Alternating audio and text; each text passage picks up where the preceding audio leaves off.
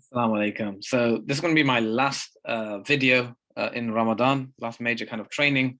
I was thinking of what to do today. I was going to talk about. I was going to give some Quran resources.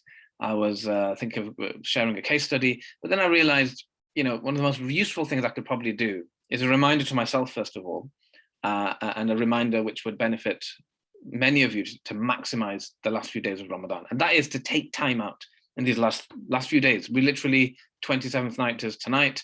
We literally got the last three to 4 days, 2 to 3 days of Ramadan, right? So this is it.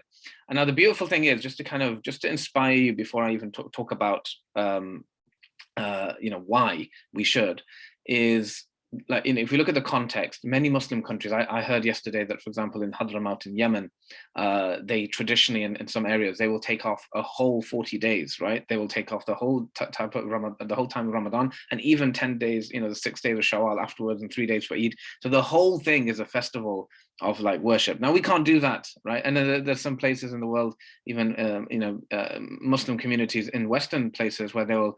I've heard, for example, in the in the US, they're trying to replicate that, at least in the last 10 nights, etc.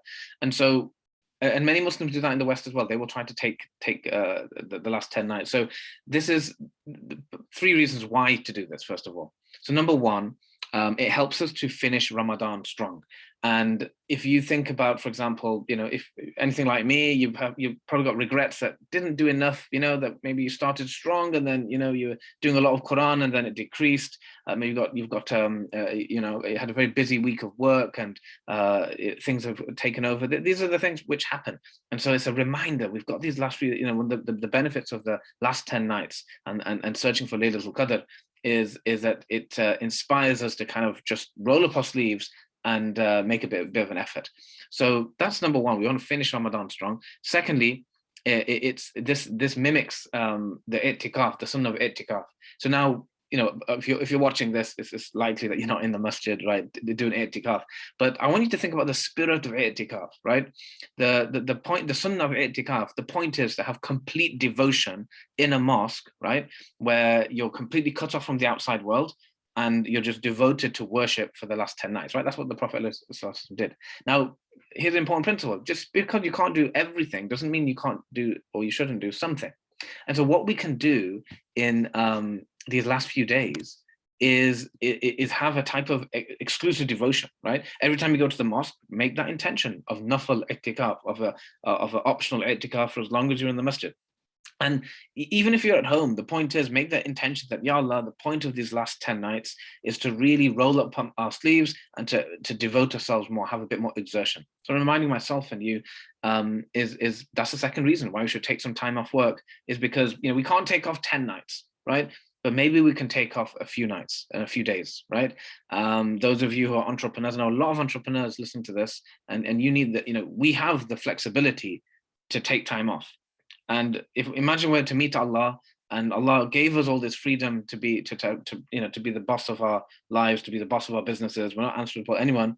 And then on the days which it's the most important to take time off for Him, we don't. We just busy ourselves with work. And so those of you who are businessmen, you got to ask yourselves: are you being workaholics? Are you being slaves to your business? When you're supposed to be a master of your business, make your business a slave to you. And this is the one time in the year, if there's any times here, where we should be taking time off and devoting ourselves to Allah, reconnecting. Okay, and finally, a third reason is that you got Eid coming up, right? And we don't want to kind of just run into Eid, not kind of we enjoy a holiday more after we've earned it, right? And in fact, that's the philosophy of Eid, is that after you've done all this effort, right, here's your reward. And so we want to earn that, right? And so let's and we're not going to be able to earn it unless we actually block off some time, right? So it's absolutely vital to block off some time and really spend these last days. And here's a beautiful thing: it's not too late. One of the things I teach my clients a lot is that no matter how bad your week is, you can salvage it at the end of the week, right? No matter how bad your day is, you can salvage it at the end of the day, right? Obviously, if you're brilliant the whole week or the whole day, that's great. But to be honest with you, many people, and this is a beautiful thing about productivity and time management, you can get more done in that last hour than people do in the whole day. You can get more done in that last day of the week than people can do in the whole in the whole week. And in Ramadan, yes, you might get more done in these last few days, right, in terms of quality and in terms of getting closer to Allah than other people do in the whole of Ramadan. It's possible. It's possible for you, right? And so it's not too late. So take advantage of this opportunity. It's exciting, alhamdulillah. If you're watching this, inshallah, this is an opportunity for you. And so now three things I recommend to maximize this and to creatively make space, even if you're working full time, right? Let's say you honestly can't get time off work. Well, these are three things anyone can do, right? And this is about fasting at the high level, the different levels of fasting. One level of fasting is fasting from food and relations, etc. Another level of fasting for our times is fast from this. Fast from your phones, fast from social media. I myself, I post every single day as part of my job. I'm gonna take a fast and I'm gonna kind of unplug for the next few days, right?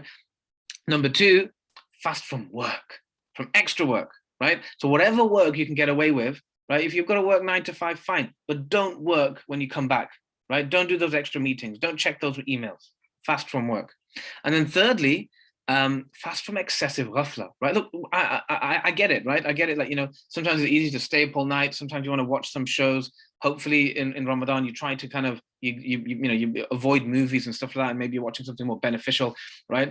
But I get it that we have entertainment, right? And we use that to get through the fast and stuff like that. But for these last few days, fast from that as well. Fast from excessive entertainment, right? And what do we do with all this time we're saving? We're saving time from the phone, saving time from social media, saving time from excessive watching of things which are permissible but not the best of things. Because instead we want to do three things, right? Three. Right? The three things that I want you to do is increase your Quran, increase your connection to the Quran. Secondly, increase your Taraweeh, right? Get to the masjid, get the barakah, right? And then thirdly, increase in dua. Make lots of dua in these last few days, inshallah. All right, I hope this was useful. And pray for me, pray for the ummah. Have a fantastic last few days of Ramadan. And I'll be greeting you on Eid, inshallah. All right, jazakallah khairan. Assalamu alaikum.